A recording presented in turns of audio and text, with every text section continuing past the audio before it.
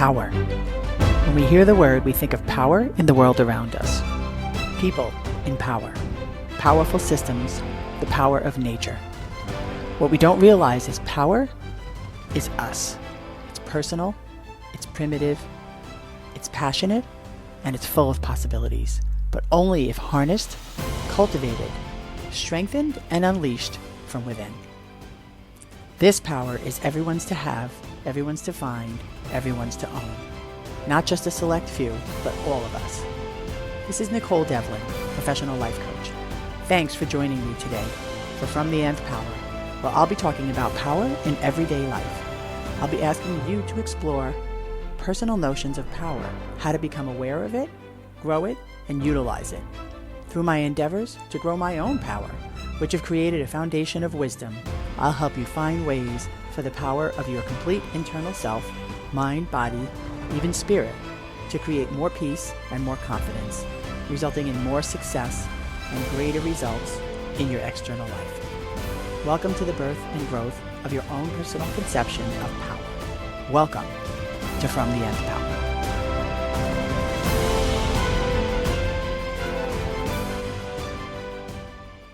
All right, well, hello everybody. Welcome to From the Nth Power podcast. This is Nicole Devlin. I'm your host, and we're here to talk about power.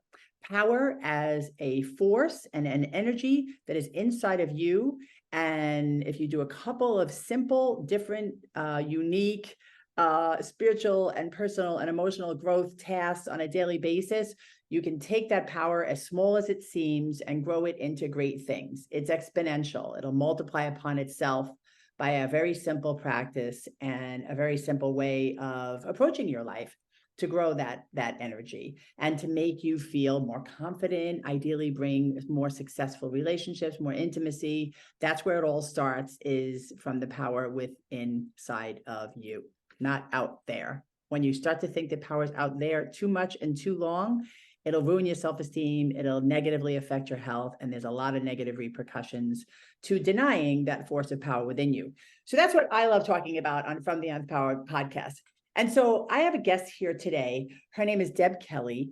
And Deb has been doing a lot of research and a lot of work into what she calls life ingredients, the things that we need to be taught and should be taught from a very young age about how to think, how to feel, how to act. So I'm going to point it back over to Deb and let Deb introduce herself and elaborate on that, on who she is and what she does for another minute or so by herself. Thank you, Nicole. I appreciate this opportunity to share life ingredients with your audience. What I am is a grandma on a mission, a grandmother on a mission, and I believe that we can make this a kinder world for my grandchildren and their generation. And we do that by giving them my skills and tools that help them become more aware of their choices in life and how they become more thoughtful and able to look at their thoughts and really make good choices rather than reacting from their old behaviors and habits. And this program starts about 7, and it's 7 to 12.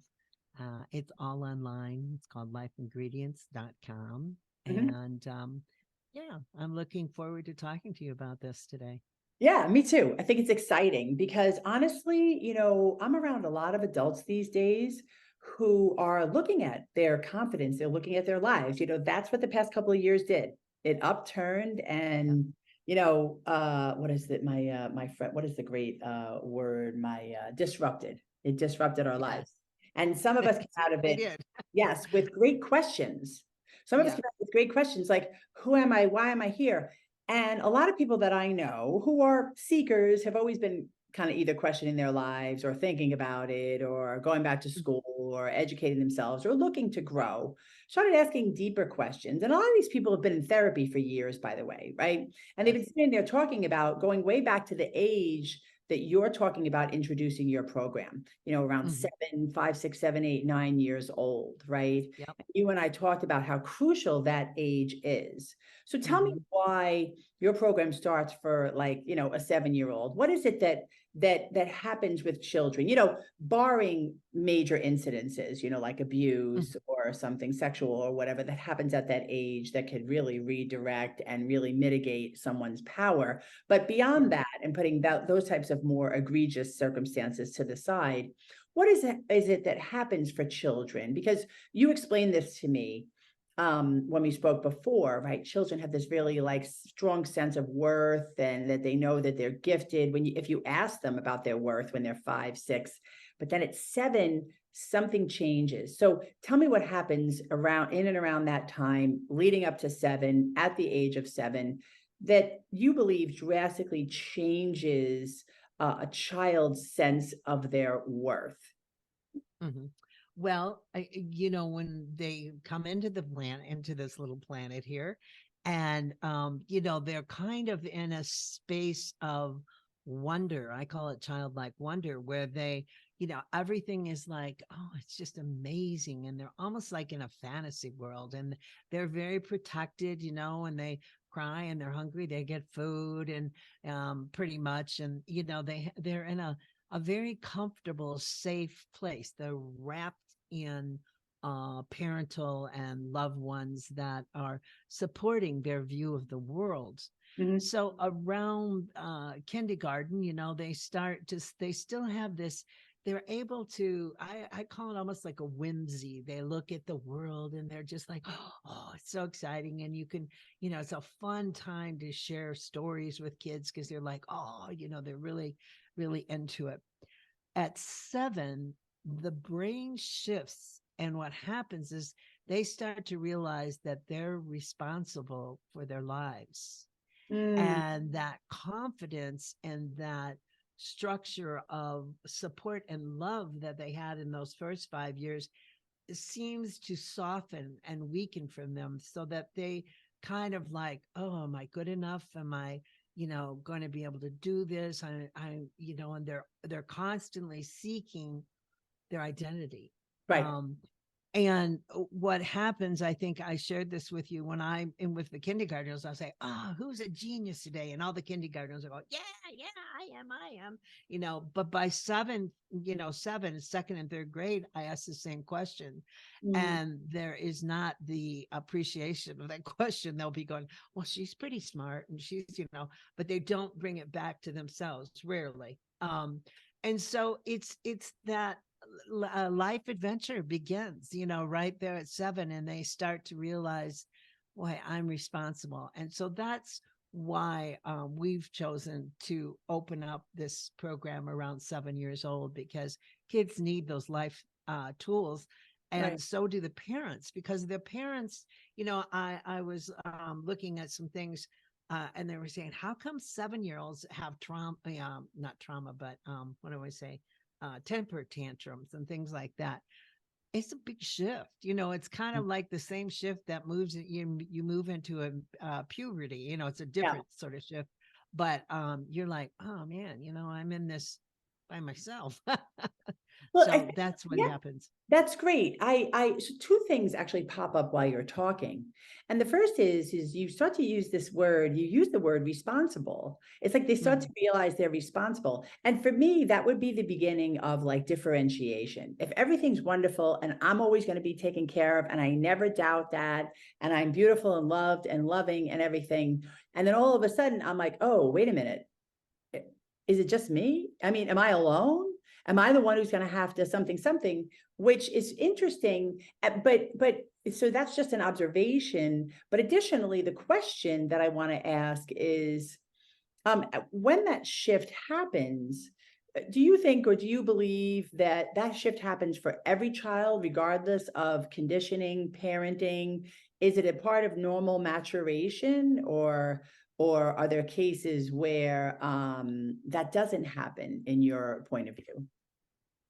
Well, it's developing the brain Right, is what it is. That there's brain growth. So if you could think of it like a computer, at the right. beginning, some software is put in there for those little brains, and they just are programmed. You're like, oh, my mom feeds me. Oh, my dad comes home from work. Oh, this puppy, I love this puppy.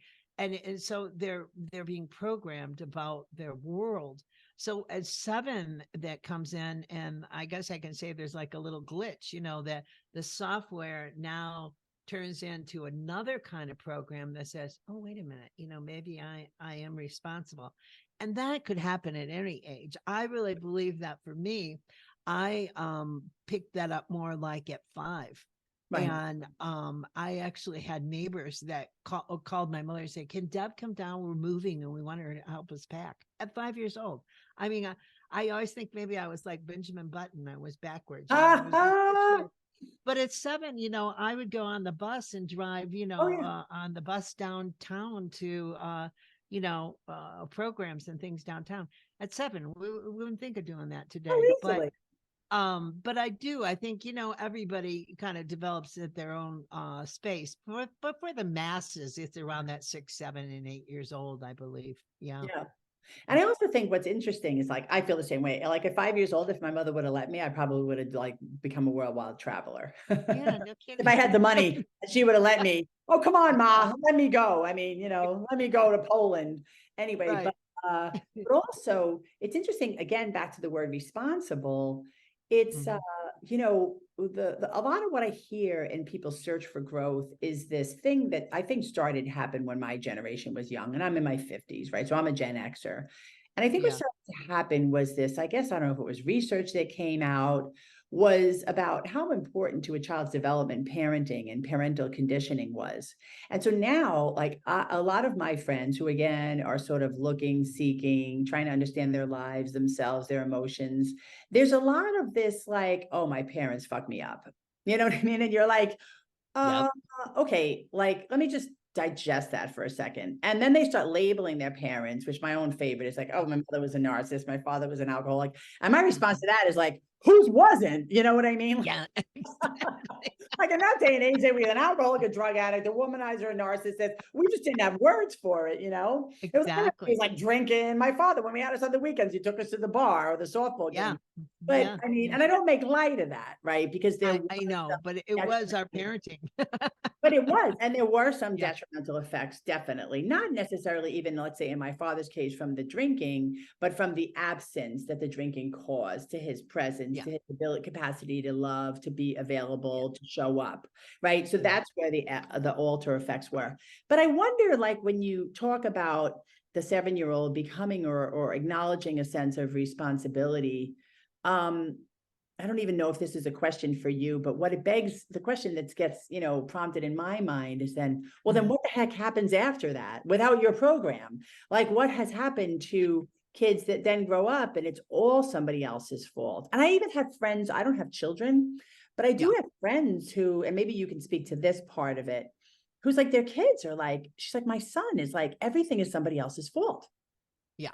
And, Yeah. and I don't know where that comes into like what you're teaching people or how you would address that. Well, I have a program within this program called Parenting Yourself First, talking to the parents, because this program has to almost be twofold, because parents need to understand what the children are learning, because they've either forgotten or never have learned it. So when you're talking about that 7-year-old and being responsible, what they learn is the model that is being shown to them by their parents or their neighbors, or someone that they connect to, maybe it's a teacher or something like that, and they model that kind of behavior. And Mhm. so when I always smile when parents come up to me and say, oh, my children are so anxious, they're so full of anxiety. And I just say, guys, you know what? It's a trickle down effect. You guys are full of anxiety. Our world is full of anxiety. Oh, big We time. have the most anxious world right now because there's so much uncertainty. Where are we going? What we're doing is not sustainable. Right. So here we are as parents, and if you don't think kids can't feel that, they have radar. They have it, Better than you us. know, everything. Like I remember with some parents saying, "Oh, we're keeping our divorce from your children." I thought, yeah, right. Like they don't know that, I, you just, we have this antenna, this, and I guess is a good time to say this. We teach the children that they have a good, powerful system, right. and that is their natural intelligence, their natural intuitiveness, and their instincts. and their gut reactions, which Right. gut reaction starts with the biome, the bacteria in your body. And that biome is constantly talking to the brain, Right. but who tells us this stuff? Not too many people. So, I mean, a gut reaction is a really good thing to start to trust and to believe, like, oh, that just Right. doesn't feel right. Yeah. And then, of course, we have in this good, powerful system, you start to build a muscle, and you can feel, like in your heart, does this feel right? Is this a choice I should make? And we all know, your hands get sweaty, your feet get sweaty, and you're like, oh, maybe I shouldn't do this. If we really stop and become aware, we start to feel that system. But because of whatever the education system, the powers that be, we're not trained in that. Our Right. military is, the Right. Navy SEALs and all those guys, they got it, and and it's sad because so often if we would have if we strengthen those muscles, in a business, that can benefit you so much. Oh, People are absolutely. allowed to open up and say, what, I don't think that's going to work. It just doesn't feel right to me. And, a CEO might not be working out in the fields and, like, oh, what does he know? But this is something we really need to work on. And Yes. that's the power that you're talking about in your Right. radio show all the time. It's that internal, and what we call it is your good power system or your GPS. Yes, exactly. And so Mhm. yes. And then really, then the next question is, how does your program take these children and allow them to reconnect to and recognize that GPS, that goodness, that genius? And then how does it teach them to learn how to demonstrate? In the same way we're teaching that to the military, right? Because Yeah. like a Navy SEAL is not going to be sent out in God knows where, not being able to trust their instincts. I mean, that would be like a nightmare to me. Right. Right. And Right. so same thing. And it's not like obviously the children are going to be pushed out into wartime or warfare, but in some Right. ways we do have something missing there. So like, what is it that you do to help children to reconnect or even just acknowledge that maybe they don't even know what it is yet, and then demonstrate that type of genius openly and transparently in their lives without fear of being shut down, told they're weird. You know what I mean? Right. Because let's also Yeah. recognize that we have a social instinct that likes to be liked and likes to get along. And that's also forming as children are like 7, 8, Yeah. 9. Who my Yeah. friends are, how I measure myself against my friends. And then in adolescence, it's all about your friends, who you are, who's popular, Mhm. who's not getting bullied. So we really want to like use your program to help these kids reconnect with that GPS and help them recognize their genius and help them demonstrate that genius in their own individual ways. So how can you do that? Well, first of all, when you go back to the Navy SEAL, when they're in a mission, they are of one mind. The whole operation moves in the same mindset, Yes. and they're trained to do that. So Yeah. we know that we can train the brain, right? Yep. So how do we train 7-year-olds? Well, here's how we start. Everything, I believe this is true, and it's been, shown in many, many different ways. Our thoughts, what we think, are chemical reactions. And so if you're anxious, you're going to get all of these Yeah. hormones of stress, I call them, they're chemical reactions. So every thought creates a chemical reaction. And so our thoughts really design our lives. Yes. And lately I've been saying it's your thoughts that get your results. You have to really start to become aware of those thoughts. So we start out with kids and tell them, hey, thoughts are things. I Right. was 35 years old the first time I ever heard that. And I thought, my gosh, my thoughts, what have I been thinking, and where is that going? I was like a nervous wreck. What was And I I thought, thinking about my thoughts that I never was told about how to think about my thinking? It's a real revelation. I mean, it sounds ridiculous, but I it's a know it, real but revelation. You wake up one day and you're like, I don't have to believe it, but it's me in my head. How can I not believe it? Then if it's not me, who is it? exactly. And there are millions and millions of adults and probably billions that are just saying, like, they just finally realized, oh, there's a voice in my head. Totally. Um, So we start the kids out and say thoughts are things. They're real. They matter. They actually become matter. They become that chemical reaction, but Mhm. they're not always true. Right. And they start to go, wait a minute, what do you mean they're not always true? And then we introduce them to mind chatter because our minds drop down into what we call the default mode network. And it's that place where you go, yada, da, da, da, da, da, da, da, da, da, my aunt, my cousin, my sister, oh, my mother, whatever. And that is a lower vibration. It's, it's kind of like, okay, like your microphone, if it was humming in the background, that's what our mind's doing is we have that chatter going on all the time. And quite often, because they're electrical impulses and our body is an electric connection, it will pick up on something like, I knew she was going to be like that. I really, and you start building this whole story, Right. which probably isn't true. Right. And so when kids start to realize that, and then we take them, we've put a book together, thoughts or, things, or what's the name of the book? I forgot. A book about thoughts, and we've done that with all 8 of our principals. So they start to realize like, oh man, thoughts. And we give them the little lessons like, thoughts, what you think in your brain. And but we talk about mind chatter. And, so at 7, they're starting to get like you were saying, like, who am I? Who is in there? What's talking to us, And it starts to open up, and go into their prefrontal cortex and like, oh my gosh, and their creativity and that sort of thing.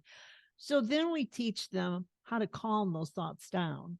And that's kind of a form of meditation. I call it a calm mind session because, there's so much around meditation and that sort of thing and mindfulness, and schools, have really introduced social, emotional, and mindfulness. And I think it's wonderful. But, it's your typical education. Your brain's getting filled with this knowledge like empathy, kindness, but we're Right. not implementing it. We're not experiencing it. And so in this program, the kids get to experience this. So we do about a 2.5, 3 minute little talk to them. And then I do about 3 or 4 minutes of calms. And it doesn't sound like much, but it's enough to start to get them to think because it's a practice, like everything in life is a practice. And you Right. do it, for this 5 or 7 minutes every day. And not everybody does that, because you have to build that up. But it's a start. Even if you did it once a month, it's a start. Oh, please. I mean, I have a French instructor and his brother still lives in Paris and his brother's 4-year-old children is being taught meditation in kindergarten. And so Great. let's talk about the education system for a minute. And I feel the same way about the education system that I feel about the healthcare system. I have a lot of friends that are great, passionate, enthusiastic, committed doctors, great, enthusiastic, Oh, committed, and sure. passionate Yeah. teachers and Yeah. educators. And I think both of those systems are so beyond. I mean, it's going to take a long time Oh, for the absolutely. problems and the inefficiencies to be recalibrated and recorrected. So what I'm about to say has no bearing on the people working within those systems, because I think sometimes they feel as powerless as I do. And I'm Yes. not even sure who's controlling the system anymore. But that being said, about the education system, so like, what do you think that like our society, the pervasive messages, the way we live, albeit whether maybe possibly narcissistically, too narcissistically, with social media and the education system. How do you think that those things, our society, not the parents, let's take the parents out of it, but society as a whole, including or separately speaking, the education system, does to limit the power of children to whatever the opposite, I'm looking for a word, unacknowledged, maybe to dismiss their genius, to, Yeah. again, I don't want to hold anybody responsible in a way that's like, oh, you're trying to say the education system is actually not teaching kids. No, no. It's like saying that would be like me, like piping up and being like, no, COVID didn't exist. No, that's not, I would never Yeah. say that. Like, Yeah. there's Yeah. things that I can feel about a system, about it, or about overall events around a system that doesn't exactly describe the nuances of the system and the benefits of the system. But I do feel Right. like the education system can sometimes be doing an injustice to that genius and power in children. So how do you think society and the education system actually prevents children from seeing their genius? And what do you think, obviously your program would be one component, but what do you think like the person listening to this show could start to see, do, or change to change that overall system and the way it affects our kids? Well, um, this is an education system. It's going to take generations for us to get to our truth, and we're certainly not there. But we basically have been programmed, in our education system and in our work system and all of that. And quite honestly, I'm a mother that said, "Don't go to college" to my 4 kids, because it's more programming in my mind. Yeah. And people always thought, "What is wrong with you?" And I'm the person that told my 16-year-old to quit school because she was getting depressed and I was concerned about her. And I said, "Just tell me what you can do for the next 2 years, you know." And she came down because I want to go to college. And she got her master's and became a guidance counselor. And she's a wonderful human being. But my other 3 children did not go to college, and they live extremely successful lives and are really awesome parents too. I, I was very fortunate. I was married to a man who loved to play with the kids and have fun with them, and I think that really helped the foundation. But to get back to education, I just want to say this too, that I had a young man who's probably close to 50 now and was raised in our family, tribe. And he said, "How did you know what to do?" Well, I didn't. I didn't know what to do, but I must have trusted. I didn't know what biome was back then, but I had a gut reaction and I tried to listen. And I was a dictator. And I learned that from the school system and my own parents, because we were taught when you go to school that one person is the ruler in the room and there's usually only one answer to a question. And that's how we were brought up. And when you think about that system, and most of those teachers and educators go through the system, go to college, and then turn around and go right back into the job. So they don't have life experience. And I wanted my children to have life experience, and they certainly have. They've been all over, and that sort of thing. And I don't have all the answers. I'm not saying that, Nicole, but I'm saying that we have a very narrow view of education. Absolutely. Yeah. And if you go back, I think it's 125 years, it was Morgan, whatever his name is, and Rockefeller and all those guys, they all went together and they say, "Oh, we're going to put this system together for education and it's going to be done by grade level," which is a huge mistake. We're missing out.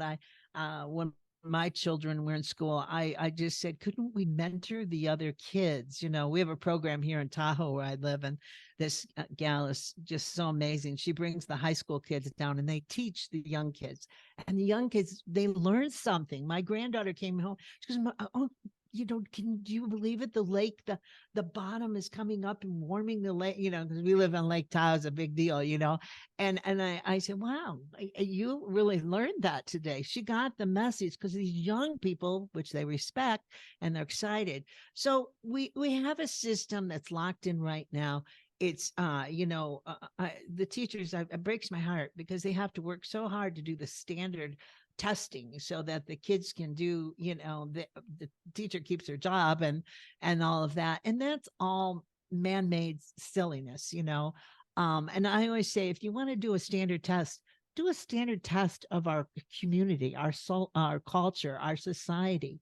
And you take a standard test of that and we're failing. Right. We're burning up the the air, the air, the earth. We can't get along and all of that sort of thing. So I know that's a long answer, but what I do see is the foreshadowing is they did get social emotional into schools. They might not have did it perfectly, but they did get it in, and had a good time with COVID, because the kids can talk about, empathy and different things like that.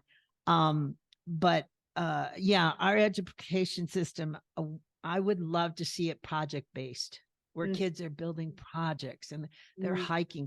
We have some real innovative schools here in Tahoe, and they go out and hike. We have a kindergarten. They don't go inside the building the whole year. They're mm. taught outside. And we had 70 feet of snow last year. Yeah, Make some I'm tough sure little that was kids. interesting. Yeah, it was. But I've gone on field trips with some of the kids, and the people will say, "Oh, we always love the Tahoe kids because they hike and they're doing hard things and all that." And so we need to get more of that into the education More play. system. Yeah, Can more you play. sit still for 6 hours? I couldn't. I could sit still. I'll tell you what, going back to to my education, I got a lot of accolades for being smart.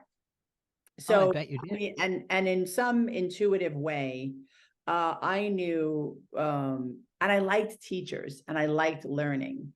And Hmm. so I would sit still, but I wouldn't turn my mouth off. So I got into a lot of trouble. I got good Yep. grades because I picked Yep. things up very, very quickly, but I couldn't shut my mouth off. And I realized today that that was because even way back then, it's very hard for me to cultivate the patience to sit and listen to someone either that bores me, Yep. uh, I don't believe actually like has anything to teach me, and or is arrogant and thinks they know more than me, which goes back to number two. I don't think you have anything to teach me, because you could have a lot of information and good stuff that I need to know, but if you're arrogant, I just shut you down. Now, it sounds presumptuous to say that I was like that as an 8-year-old, but I was, because I always had Yeah. this sort of sense that I believe that going back way, way, way, way back to when I was a child, like I was aware of some kind of GPS, a good, powerful system within me. But what's also kind of funny, and I don't even want to say funny, I'm going to say sad, is that throughout most of my childhood, I would spend a lot of time in my room reading books and eating. And I think a big part of that Yeah. was like sort of not really knowing how to handle myself. Like, because a lot of the responses, I got a lot of, again, accolades around being smart, but I got a lot of negative attention towards my energy and my personality. Hmm. And it took me a Hmm. years to like, and then I got into my early 20s and I started to fix myself. Oh, yeah. Oh, yeah. Oh, let me tone it down. I better tone it down. If anybody's going to like me, if I'm going to find a boyfriend, if I'm going to have a job, I need to learn how to tone it down. And then Right. that was like years of like fixing, controlling, managing, and even having that validated by other people who would like pay for me to get into training to like, just like my mother, like this public school system put me in speech class when I Yeah. was in second grade. So then Yeah. in my later career, I got put into training to figure out how to slow down, talk nicer. Yeah. And now I'm just like, oh my God, I get it. Now I get it. And there's, Hmm. again, it's not a good, a bad, a better, a best, or worse, or anything like that. I'm not here to compare myself to other people, but I'm really clear about who I am. And even if I didn't receive your life ingredients, life was shown to me and I was able to Hmm. get back to that GPS. So, Hmm. wow, this is a great conversation, but I know we're kind of heading on to the end of time. So let me just ask you one more question and then we'll do your shameless promotion. And Okay. so what is the kids? So the kids that go through your program, different than the kids who don't. The things you have to teach kids that can really make a difference, that can enable them to really get in touch with their genius. So a child that goes through your program now, like fast forward, then what's that going to be like? How's that going to make a difference for their life, both as an adolescent, later early 20s? Like, what kind of person can you expect to teach these young kids to be? Obviously, you don't Well, have control over the results, but in a uh, perfect world. yeah. No, what happens is, well, there was a Nobel laureate, James Heckman, who did a 30-year study on early childhood. And what we discovered is the earlier that you teach children and a quality education, the longer they hold on to it and they become more prosperous, healthier. Um, and so, what this program is what I'd like to consider a quality education, and it starts to create a thoughtful person, a Wow. heartfelt person, so that they have a more well thought out life. Yeah. And they're able to have these tools to navigate their challenges and their achievements, Yeah. both of those. So they have this wonderful tool system. Yes. And the goal of Life Ingredients is to get the teacher to work with the kids and to model this, listening to the program and, experiencing it. And the same with parents. And, it's a very short period of time in their day. But what happens is parents start to remember their childlike wonder. Okay. And then they model that to their kids. And so there's this system, when we were talking about education and that there was a dictator in the room, what we want to do is create a guide so Mhm. that there's a wonderful educator. He was German. His name was Rudolf Steiner. And he honored the spirit of the child.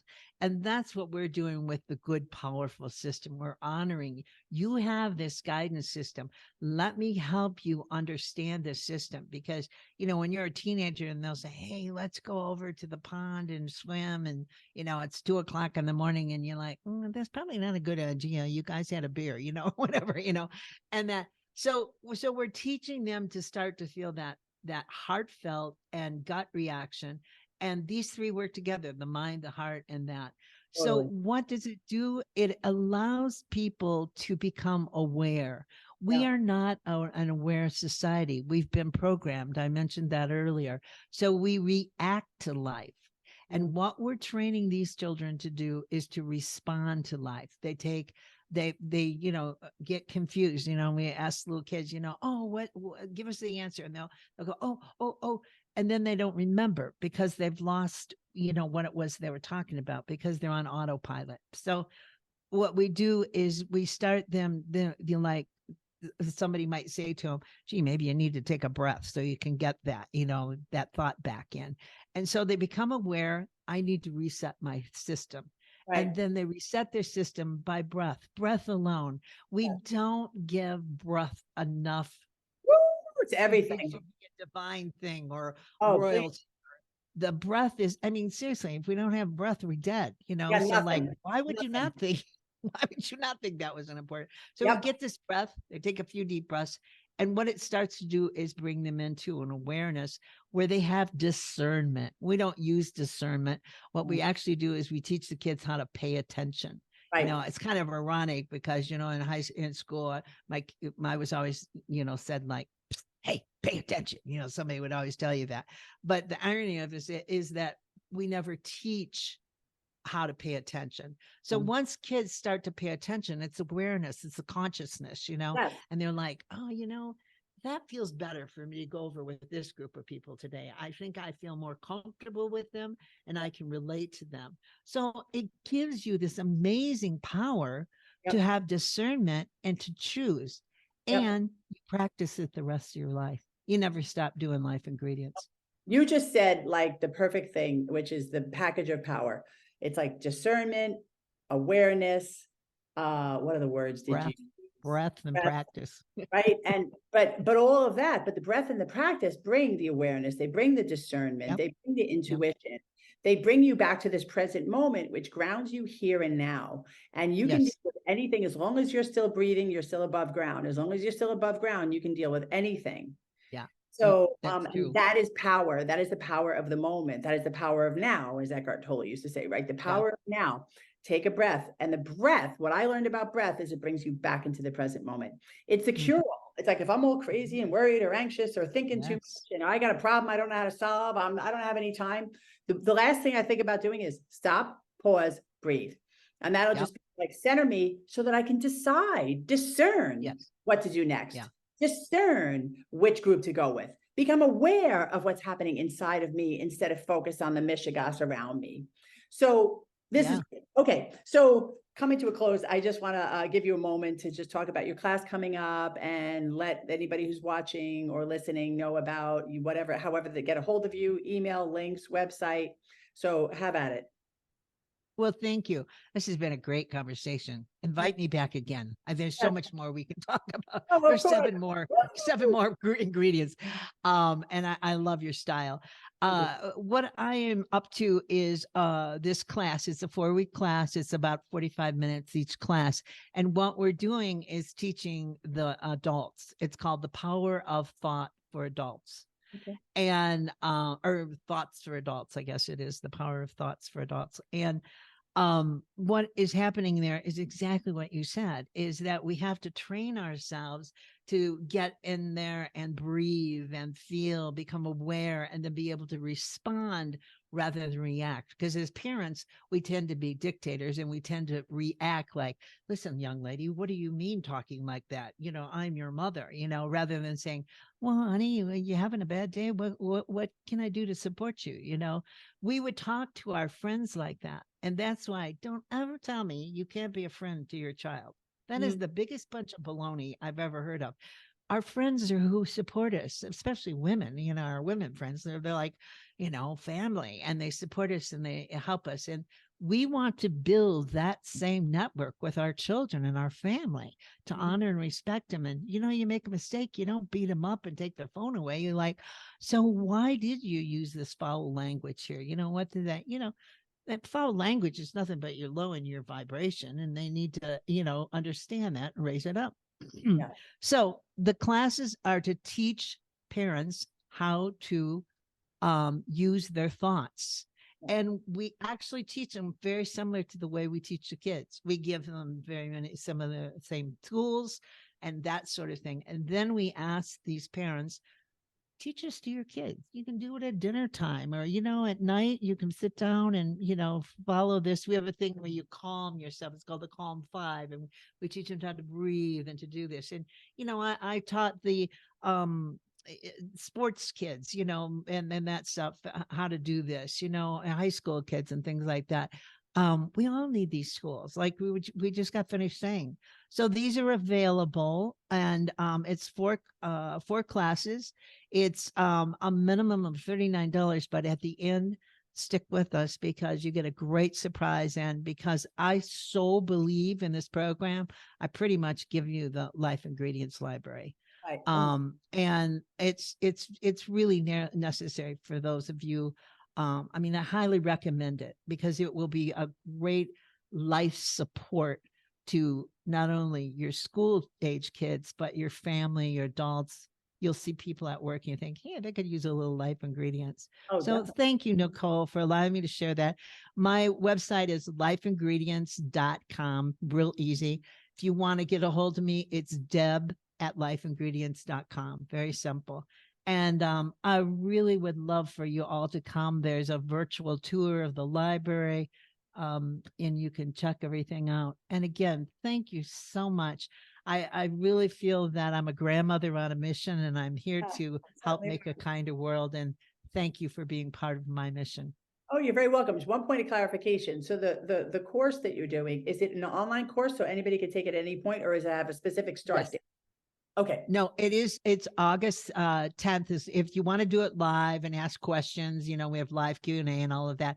You want to do it, starts August 10th. It's like 11 in the morning on the Pacific. And I know some people say, oh, we're going to be at kids start school and all that. But I did this specifically because people are going back to school, so they can get the recording Okay, and good. listen to it whenever.